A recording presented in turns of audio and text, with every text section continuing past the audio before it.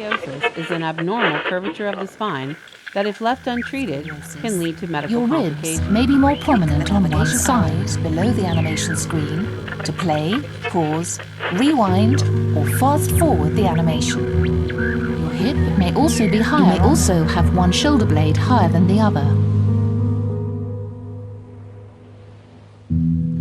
So what causes scoliosis? We just don't know what causes it.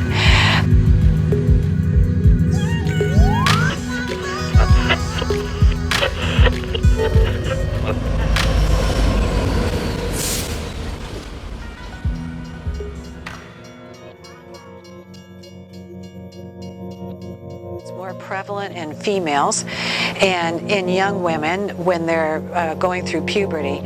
But I often talk to a case of adolescent idiopathic scoliosis treated from a posterior approach with pedicle screws. This is an adolescent girl who has a large progressive thoracic idiopathic scoliosis. You can see that the lateral x-ray shows that there's a significant height.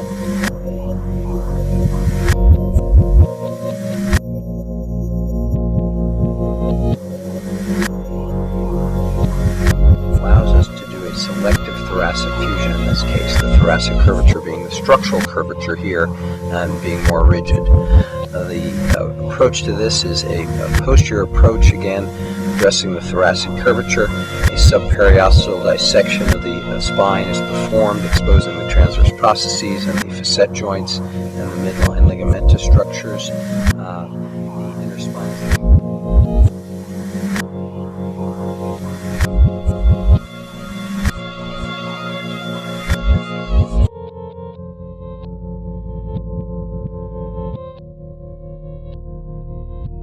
Her book, and the women's movement of the early 70s took apart that domestic fiction, and I argue that we're seeing exactly the same process again, that this society controls women through notions of perfection, right?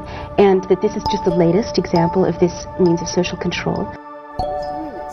Who wants this perfect product, this standardized human being? Now, I don't think it's mothers. And I don't think it's the disabled themselves who get very angry about the inference that their life, which is a modified human life, making allowance for differing ability, that their life is not worth living. They shouldn't be here. They're an embarrassment to the rest of us. We all should be able to hop, skip, and jump. To control your own body is not a very realistic desire. As anybody who's trying to manage a body will be aware that bodies tend to do stuff that you didn't give them permission to do.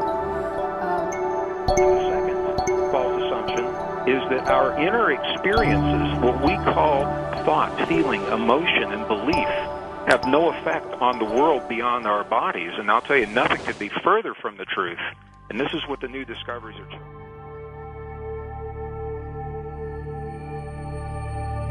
With our bodies, if we want to heal our bodies, we want to create peace in our families or our communities, we must find a meaningful language, a non-verbal language that communicates with.